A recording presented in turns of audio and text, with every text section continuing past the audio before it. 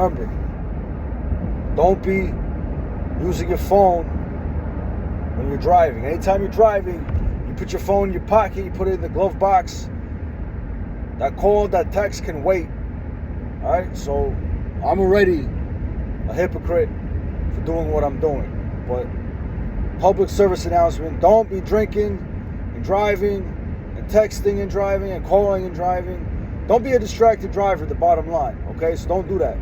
You can save your life and especially other people's lives too. There's some fucking asshole on the phone fucking being a retard. Don't fucking do it, all right? Just don't. Don't fucking do it. It's not worth it. Probably should have set this shit up before I turned the car on. That would have been the smartest move to make. So I'm not going to fucking start over and make another video. I'm going to put it as it is so this way people can see that there's fucking stupid people like me out there that do stupid shit like this. And hopefully we can learn from my fucking stupidity, alright? We can do something with it. Put a positive spin on it, okay? I'm making this video on my way to work. Turn the radio off. I have right now a lot of ideas and thoughts in my head just bouncing around rather than just, tune it out with the music. I wanted to make a video so I can upload it later to the YouTube, right? So it's December 29th, 2022. We are in, I think this is Cold Snack or Freehold, New Jersey. If anybody looking to find me, right? I'm on my way to work. We're on the, not the Parkway, but the other one. So, the thoughts I'm having, right, is now that I'm not drinking and drugging, I have I'm able to better manage my life now, right? Of course, when I go, I'm able to better manage my life, other aspects of my life, I have no control over, family, things going on that I'm not happy about. They stress me out. They make me frustrate me because I can't do anything to help anybody. It's outside of my control. All I could do is just stay positive and just be positive support, right? At the house, the sober house I'm at. The house is it's I don't want to use the word turnover, but it's a sober house. You got people that come and go. For the most part, it's always been a good core of guys, right, that stay because they have a goal, they have a plan that they look to fulfill, to accomplish, right? They know they came in all messed up. They knew they made a lot of poor choices and bad decisions and mistakes, and they have a lot of work ahead of them to fix it, right?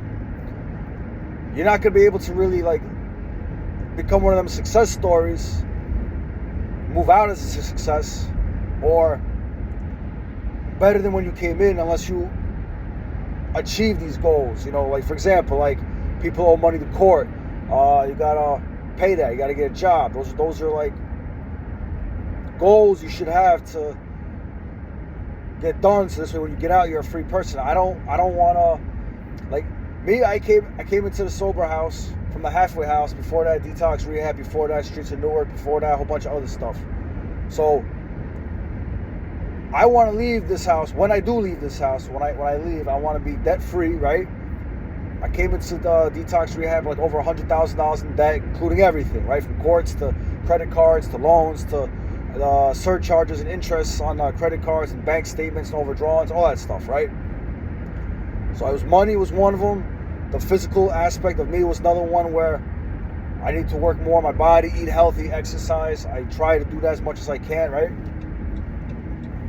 Spiritually, I needed to I pray every day. When I find that I pray every day or every night before I go to bed, not saying that it's going to work all the time, but it does give me that positive reinforcement that I need spiritually, right? And then mentally, I'm mentally better because I'm not putting that poison in my body, which is going to affect my mind. You are what you eat. So if you eat junk food and garbage, that Science has showed you that your poor diet is going to affect your mental cognition, right? So I'm not trying to eat all that garbage. I do every now and then, once in a while, maybe like, get a little bit of ice cream, eat the whole thing, or maybe a Snickers bar or something like that. I like M&Ms, peanut M&Ms, right? But I try to cut back on that because all that is sugar, and sugar is processed, and that's carcinogenic, right? That's bad for you. It causes cancer. It's not good. That shit is bleached. That shit is not healthy at all. Sugar in the raw, maybe a little better, but still, sugar. The body produces sugar from the food you put in it. You're supposed to eat vegetables and fruits and stuff like that, right? Then you get better diet. So look at it like this. Look at a circle, right? Cut a circle into 4 pieces. Each piece is a different thing. The first one we'll go with is the physical, right? Then you got the spiritual, then you got the mental, and then the financial, right? A counselor, when I was at the rehab, she told me this. She brought this like Indian lady straight from India, some kind of like psychologist, psychoanalysis specialist she brought. I don't know if it was her like family or somebody she went to school with, I forgot. But she was very insightful. She did this test, right, where everybody in the group write down, I think it was like 10 or 15 words, 20 words, right, 1 to 20, any words you want. It doesn't matter what they are, if they mean to you something, nothing, it doesn't matter. It could be whatever, right? And then you hand in the piece of paper, then she goes through each person individually and she asks you, what was number 6? What was number 4? What was number 2? And she wants to demonstrate to you how well your memory and recall and all that stuff, right? So only me and 2 other guys got perfect scores. We were able to recall everything. Remember, like I'm in rehab maybe like a week at this point. So my memory before this, the last 15 years, was drinking and drugging. So I'm surprised I was able to recall after writing stuff down, given like 5-10 minutes to memorize the piece of paper, right? Granted, I put the words down, but I didn't know what the whole point of this game was until you handed the paper, right? So I and 2 other guys, we got it, perfect scores, 100%, right? And she tried messing with me. She asked me, like, what was, for example, number 10? I told her, she goes, that's wrong. And I know I wasn't wrong, but I'm not about to flip out on her. But I'm like, no, I think you're wrong. And she's smiling, she's like, you're right. She put 2 tests in that little group demonstration. She put the cognition, the recall test, and then she put to see if I can sense things, right? So my mental ability has gone up, which helps my self-esteem, confidence, and boosts that, right? Same thing. That whole circle, she's the one that told me about this concept of that circle, right? So I wrote that down in my notebook too when I was over there, and I carried it with me ever since. So the way I look at my life right now is that I have to balance, all those 4 pieces, some people could do 5, whatever, but she told me 4, so I'm going to go with the 4. Those 4 pieces together, balance, make me whole, right? I got to be able to be physically well. I got to be mentally well. I got to be spiritually well. My finances got to be in order. I got to keep the books in order, right? So I use that concept, the idea she gave me, and apply it to my life as best as I can, because life's going to happen on life's terms no matter what. That's not an excuse, but some days I might work late. I can't wake up and do my push-ups, go for my run and my jog, right? I can't do it. I want to sleep in. I got to push myself. I can't push myself till I break, because that's no point either. Finances. I can't go out and just splurge and buy a bunch of shit I don't fucking need, right? Or just be too generous and start buying a bunch of shit for people. You know what I mean? You can't do that shit. I gotta be smart. I like to invest. I invest in things that are smart. I got gold and silver, because time immemorial, historically, that's always been a safe haven for your cash, right? You can't put your cash under your mattress, because that shit won't grow into any kind of investment. And if the house burns down with the mattress, your cash is gone. There's no insurance on that. Gold and silver, if it catches fire, it melts. You still got, you can pound on it, piss on it, it's still gonna be gold and silver. It ain't gonna change. The other investments they have out in the world today, stocks, crypto, ETFs, mutual funds, or other things. You can go out and buy a truck, a bunch of tools. You may know somebody that's good with their hands, but just fall on some hard times. They don't have everything they need. You could invest in people, and the people could go out and make you money. You get them on their feet. You could turn it into a business venture with your partners. You collect the commission percentage out of it, and you enable them to earn a living, right? So many things. When I first got to the halfway house too, I used to walk on all my walks. I used to pick up every can I saw. It was a bad habit, but I would pick up cans, bring them back to the house, put them under the porch, because it's like people throwing money in the street to me. That's what it looked like. Like yeah, I'm a bum can collector, right? But it's like I'm collecting money, right? Might as well. But then I have to amplify that and think on a higher level. Not this nickel and dime Mickey Mouse bullshit. I think, how am I gonna get more money, right? You're spiritual. I don't know if you're religious, if you're not, if you meditate, if you yoga, if you whatever. But you got to have some kind of spiritual aspect. Like in recovery, you go to meetings, right? You go to NA, AA, CA, SA, all of them, right? You got to get a sponsor. That's what they tell you in their literature. You got to get the step work in. You got to get that done. You got to get it started, right? You got to be able to share and be honest. There's a reason for all that stuff because it's spiritually enriching you. It's enlightening you. It's supposed to, if you follow it correctly and actually do it right, honestly, it's supposed to make you a better person on the other side. And mentally, right? There's a lot of things with the mental. Like, whatever brain damage I did to myself is done, right? I'm just trying to salvage what's left. Whatever drugs and alcohol I consumed, doctors didn't say it was anything. Like, but still, it can't be. I can't be like the day, I mature, right? I don't know. But mentally, you always got to be aware of your mental health. You know what I mean? Like they have today with the mental illness, disease, where it's like depression, suicide, and traumatic stuff, and a whole bunch of other things, right? You got to be aware of that stuff.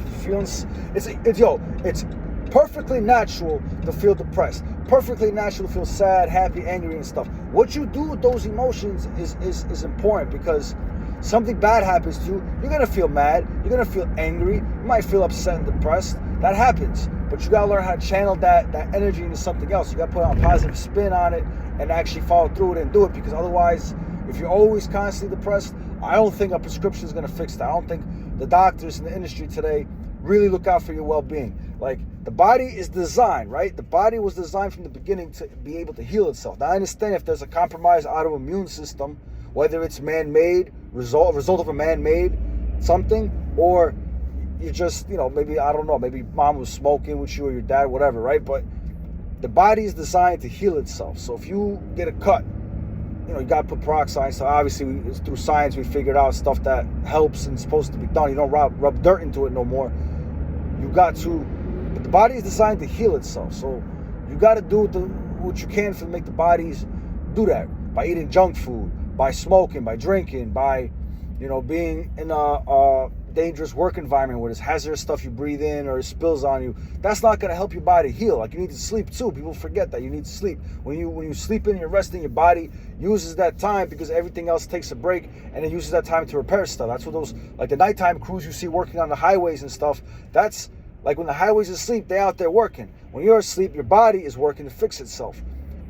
You got to remember that. So remember, physical, your mental, your spiritual, and your financial. You gotta keep all those aspects in harmony and balance, and you'll know when it's a good time. Like, if you have a little bit of extra income and you got a family and you want to do something fun, like somebody's birthday's coming up, it's the summer, go to the beach, go to the Disneyland, go something where it's like gonna make sense to go do and enjoy, so you're not just throwing away money. You know what I mean? Your mental health, work on, I play chess, do puzzles, crosswords, do mind games, conversations with people and stuff. Don't just sit in front of the fucking TV playing the fucking Grand Theft Auto and Call of Duty and all that bullshit. That shit's like not really.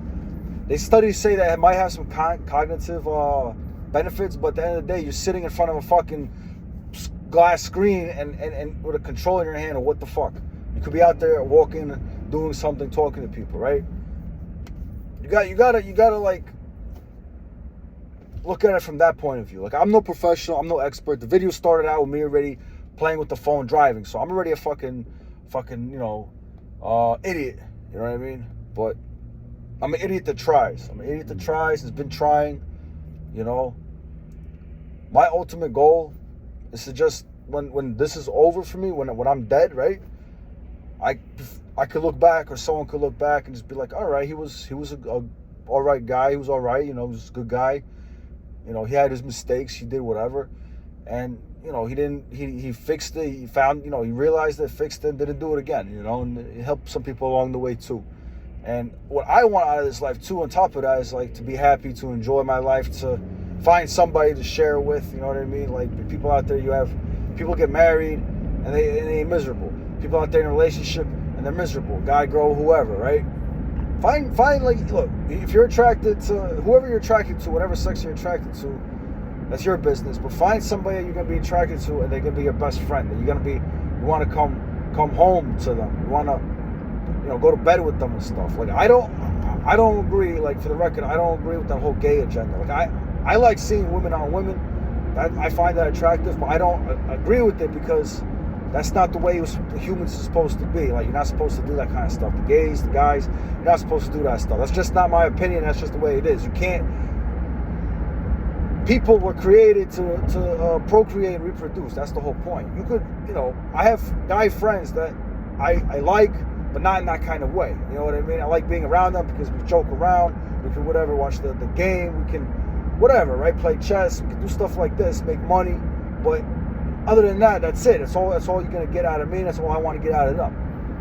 Women, in general, you look at women, you gotta show respect for them because I don't know exactly what they go through. Sometimes they could be annoying. They could say the same thing about guys. That's fine. But at the end of the day, I gotta find one that I thought I found one, but she overdosed and died, and I still miss her. But now, I gotta. It's not easy. People say move on and all that, but like it's not easy. Like I hope you never have to find out what that feels like. But I'm not gonna be the rest of the time on this planet by myself. I don't want that. And I know if she's up there, she's gonna will tell me that. She's like listen, like you're down there. Go enjoy your life. Because if it was the other way, I'd be telling her the same thing. I'd be like, I'm not here.